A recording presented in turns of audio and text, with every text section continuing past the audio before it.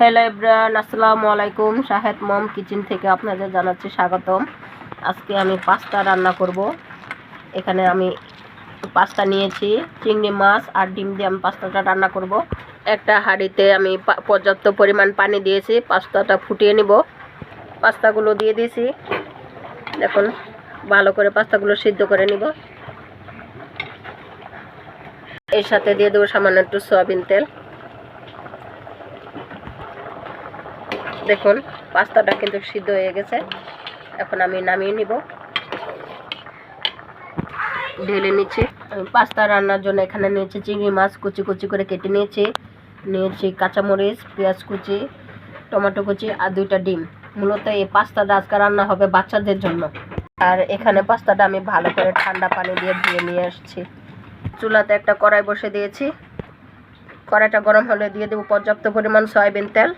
গরম হলে দিয়ে দেবো পেঁয়াজ কুচি। পেঁয়াজটা ভাজা হলে এখন দিয়ে দেবো চিংড়ি মাছগুলা একটু হালকা ভেজে নিব। চিংড়িটা হালকা লাল লাল করে ভাজা হলে এখন দিয়ে দেবো সামান্য একটু লবণ। এখন দিয়ে দেবো কাঁচামরিচ কুচি, দিয়ে ভালো করে নেড়ে নিব।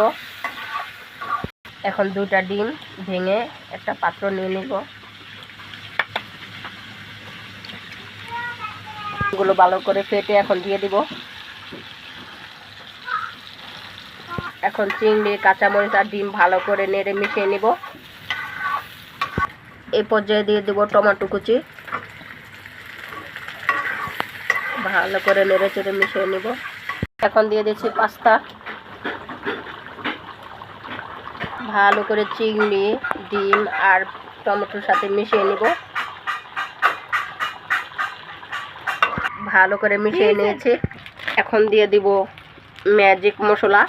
যেহেতু আমার পাস্তার পরিমাণ বেশি, তাই এখানে আমি 3টা ম্যাজিক মশলা ব্যবহার করছি। এখানে 3টা ম্যাজিক মশলা নিয়েছি। এখন পাস্তার মধ্যে আমি দিয়ে দিব। মশলাগুলো আমি দিয়ে দিচ্ছি এক এক করে। এখন মশলাটা আমি ভালো করে মিশিয়ে নিব পাস্তার সাথে। আমি এখন নেড়ে চেড়ে ভালো করে মশলাটা পাস্তার সাথে মিশিয়ে নিব। এখন দিয়ে দেব সামান্য ধনিয়া পাতা কুচি। পাস্তার সাথে ধনিয়া পাতাগুলো আমি মিশিয়ে নিব।